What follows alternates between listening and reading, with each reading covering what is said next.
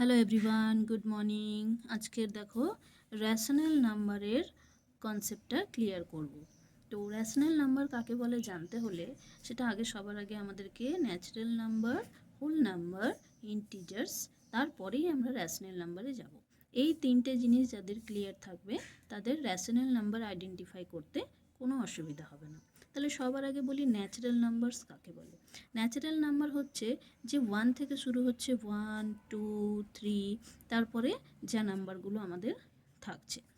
এবার হচ্ছে whole number. Whole number কি? হোল নাম্বার 0 থেকে স্টার্ট হয়ে 0, 1, 2, 3 তারপরেও যা যা থাকছে। এবার চলে যাচ্ছে আমি ইন্টিজার্সে। যারা যারা আমার ইন্টিজার্সের ভিডিও দেখোনি তারা অবশ্যই একবার দেখে নিও। ইন্টিজার্স হচ্ছে যে এই হোল নাম্বারের এই ন্যাচারাল নাম্বারগুলোই আমরা নেগেটিভে পাই,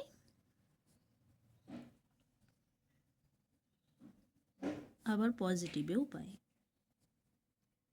তার মানে এই হোল নাম্বারের ন্যাচারাল নাম্বারগুলোকে যদি আমরা নেগেটিভে আর পজিটিভে লিখি তাহলেই সেটাই হচ্ছে ইন্টিজার্স। এইবারে বলছি রেশনাল নাম্বার কাকে বলে। দেখো, রেশনাল নাম্বার অলওয়েজ p/q ফর্মে থাকবে। তার মানে কি? ফ্র্যাকশন। যেমন হচ্ছে দেখো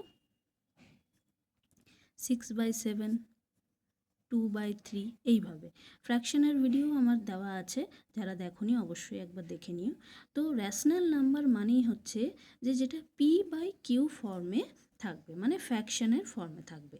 তার সাথে এটাও বলি যে অবশ্যই রেশনাল নাম্বার p/q ফর্মে থাকবে এবং সেটা ইন্টিজার্স হবে। ইন্টিজার্স হবে মানে হচ্ছে, দেখো যেমন উদাহরণ দিয়ে বলছি, দেখো এটাকেও রেশনাল নাম্বার বলা যায়, 3/8 আর 5/10। পাশাপাশি -4/12 এটাও রেশনাল নাম্বার, আর 8/-3 এটাও কিন্তু হচ্ছে রেশনাল নাম্বারস। দেখো এখানে আমি ইন্টিজার্স পেয়েছি, কিভাবে বলবো? দেখো এখানে -4 -3ও আছে, আবার দেখো প্লাসেও কিন্তু আমাদের ডিজিট আছে। তো এখানেই বোঝা যাচ্ছে যে রেশনাল নাম্বার হচ্ছে যেটা অলওয়েজ p/q ফর্মে থাকবে এবং ইন্টিজার্স হবে।